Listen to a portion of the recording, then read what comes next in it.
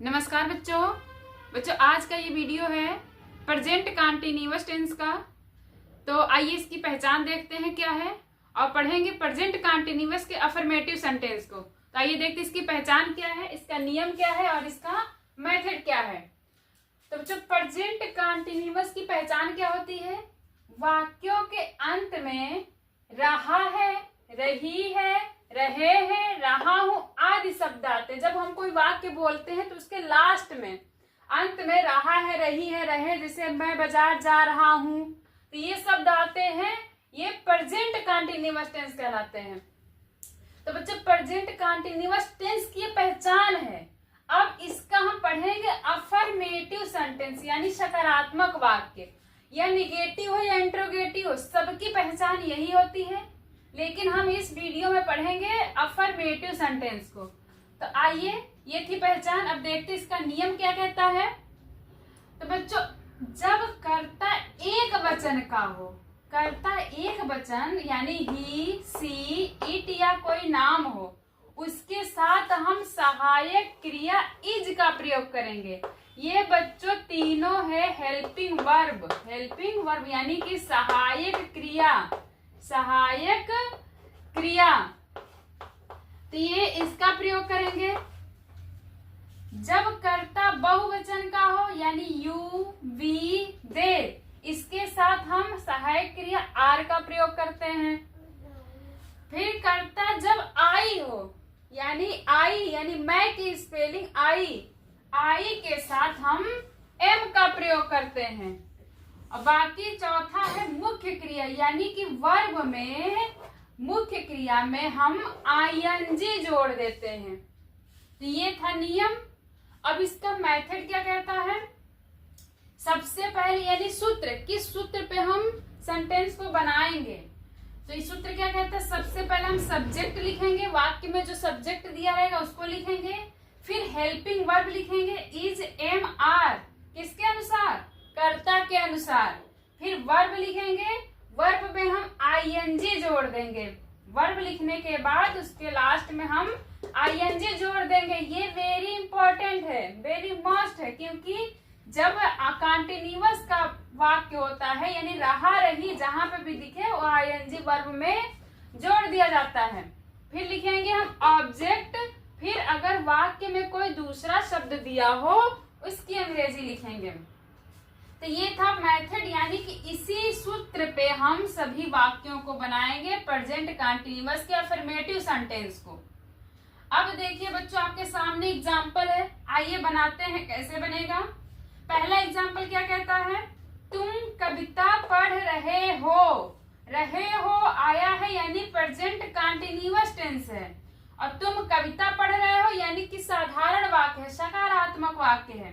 तो इसको हम कैसे बनाएंगे? तुम यानी कि सबसे पहले क्या करें? सब्जेक्ट लिखना है। सब्जेक्ट इसमें क्या है? तुम है। तुम की अंग्रेजी क्या होती है? यू होती है। यू लिख दिए। यू के बाद क्या कह रहा है? सब्जेक्ट के बाद हेल्पिंग वर्ब लिखने के लिए इज, एम, आर। अब यू के साथ हम कौन सा हेल्पिंग वर्ब लगाएंगे इसमें देख लेंगे। यू किस में है? यू बहुवचन में है, और बहुवचन के साथ क्या लगाते हैं? आर का प्रयोग करते हैं। तो यू के साथ हम क्या लगाएंगे? आर लगाएंगे। U, R. अब क्या कह रहा है? वर्ब। वर्ब लिखना है। वर्ब क्या है? पढ़ना। पढ़ने की स्पेलिंग क्या होती है? Read, R, E, A, D, read. उसके साथ क्या कह रहा है? आईएनजी जोड़ने के लिए कह रहा है। आईएनजी जोड़ देंगे बच्चों, इसमें कौन सी बड़ी बात है? आईएनजी जोड़ देंगे। फिर क्या कह रहा है? ऑब्जेक्ट कह रहा है। ऑब्जेक्ट क्या दिया है? कविता दिया है। तो reading the poem, POEM, poem, बन गया वाक्य। अन्य शब्द लिखा है, अन्य शब्द अगर इसमें दिया होता तो लिखते, नहीं दिया है तो छोड़ देंगे। अगला एग्जाम्पल क्या कह रहा है? मैं पतंग उड़ा रहा हूं। मैं की अंग्रेजी क्या होती है? आई, और आई के साथ बच्चों क्या प्रयोग करते हैं? आई करता, आई के साथ एम का प्रयोग करते हैं। तो आई के साथ हेल्पिंग वर्ब क्या लगेगा? एम लगेगा। सब्जेक्ट हो गया आई, हेल्पिंग वर्ब हो गया एम। इसके बाद क्या लिखना है? वर्ब लिखना है।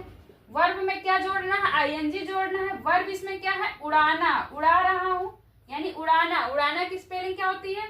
फ्लाई। FLY फ्लाई, फ्लाई में क्या जोड़ देना है, ING जोड़ देना है, ING जोड़ देंगे। फ्लाइंग क्या उड़ा रहा है, काइट, तो फ्लाइंग द काइट यानी पतंग उड़ा रहा है।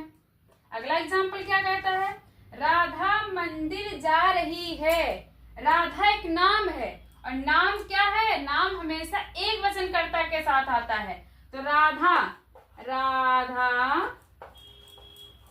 राधा एक वचन है, एक वचन के साथ क्या लगाएंगे, हेल्पिंग वर्ब इज लगाएंगे। तो राधा इज, फिर क्या हो गया, राधा सब्जेक्ट हो गया, हेल्पिंग वर्ब हो गया इज, फिर क्या लिखना है, वर्ब, वर्ब के साथ ING। वर्ब क्या है, जाना, और जाने की स्पेलिंग गो, और गो के साथ क्या जोड़ना है, ING, तो गोइंग हो जाएगा बच्चों, गोइंग। और कभी भी जहां पे गो लगता है कहीं पे जाने के लिए तो उसके साथ टू लगा देते हैं।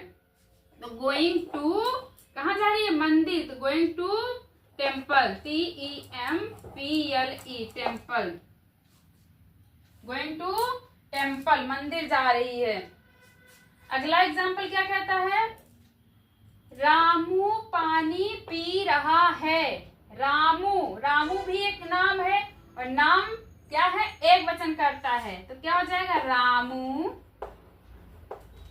रामू एक वचन करता है, एक वचन करता है, एक वचन के साथ हम क्या लगा देंगे, इज लगा देंगे बच्चों। रामू इज सब्जेक्ट हो गया, हेल्पिंग वर्ब हो गया, इसमें से तीनों में से इज लगा है क्योंकि एक वचन करता है। वर्ब लिखेंगे, वर्ब क्या है, पीना, पीने की स्पेलिंग क्या होती है, ड्रिंक होती है, तो DRINK, ड्रिंक हो गया पीना। वर्ब का फर्स्ट फॉर्म हो गया, वर्ब का फर्स्ट फॉर्म लिख दिए।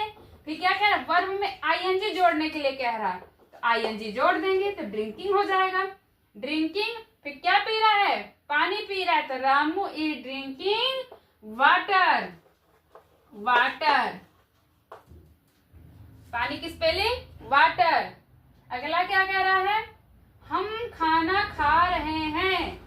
हम की स्पेलिंग क्या होती है बच्चों, वी होती है, और वी हम देख लेंगे, सब्जेक्ट हो गया हम की स्पेलिंग वी हो गया। वी देख लेंगे किसमें आता है, तो वी बहुवचनकर्ता में आता है, तो बहुवचनकर्ता के साथ लगा दो बच्चों आर, आर लगा दिए, हेल्पिंग वर्ब आर हो गया, यानी यहाँ तक निपट गया। अब निपटाएंगे इसको, वर्ब का ING लिखेंगे।